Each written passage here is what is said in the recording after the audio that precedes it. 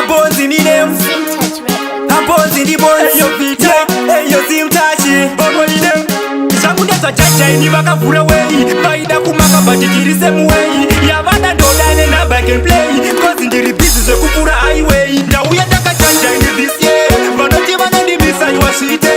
Yavada ini ndoda inandichke Blessy futini ni andite Ndauya taka chacha ini this year Vanoti vanandi misa iwashite Yavada ini ndoda inandichke Blessy futini ni andite Ini ndiri mburu risina jifiti Chero vaka uya vaka zikoka futi Anditke munu vita ndipe biti Plus futi ndogona ngotaura shiti Muzimba dzavo ndakavapa peace Zvima baby zvavo ndikazvipa kiss Nasi vakunditi ni mambo wemadisi Kozi ndapinda zveginya by force Ndauya ndakachacha this year Vanoti vanondimisa iwazvite Yavada indoda inanditye Plus futi nini andite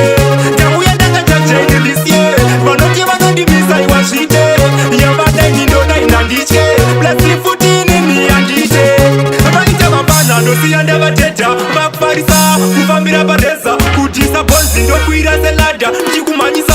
boda to boda Vamwe jamani vanositutumadza Vasingazive ndichava zvaparadza Vaneka skiri kekuda kuganza Manje this year ndichavaita nzenza Ndauya ndakachacha ini this year Vanoti vanondimisa iwasvite Yavada ini ndoda inanditye Blessy futi nini andite Ndauya ndakachacha ini this year Vanoti vanondimisa iwasvite Yavada ini ndoda inanditye Blessy futi nini andite Ini ndiri mburu risina difiti Chero vakauya vakazikoka futi Anditye munhu vita ndipe biti Plus futi ndogona ngotaura shiti Muzimba dzavo ndakavapa peace Zvima baby zvavo ndikazvipa kiss Nasi vakunditi ni mambo wemadisi Kozi ndapinda zveginya by force Ndauya ndakachacha ini this year Vanoti vanondimisa iwazvite Yavada ini ndoda inanditye Blessy futi nini andite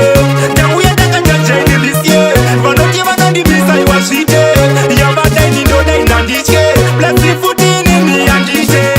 Vaita mabana ndosiya ndavateta Vakuparisa kufambira pareza Kutisa bonzi ndokwira selada Chikumanyisa boda to boda Vamwe jamani vanositutumadza Vasingazive ndichava zvaparadza Vaneka skiri kekuda kuganza Manje this year ndichavaita nzenza Ndauya ndakachacha ini this year Vanoti vanondimisa iwazvite Yavada ini ndoda inanditye Blessy futi nini andite Ndauya ndakachacha ini this year Vanoti vanondimisa iwazvite Yavada ini ndoda inanditye Blessy futi nini andite Ini ndiri mburu risina difiti Chero vakauya vakazikoka futi Anditye munhu vita ndipe biti Plus futi ndogona ngotaura shiti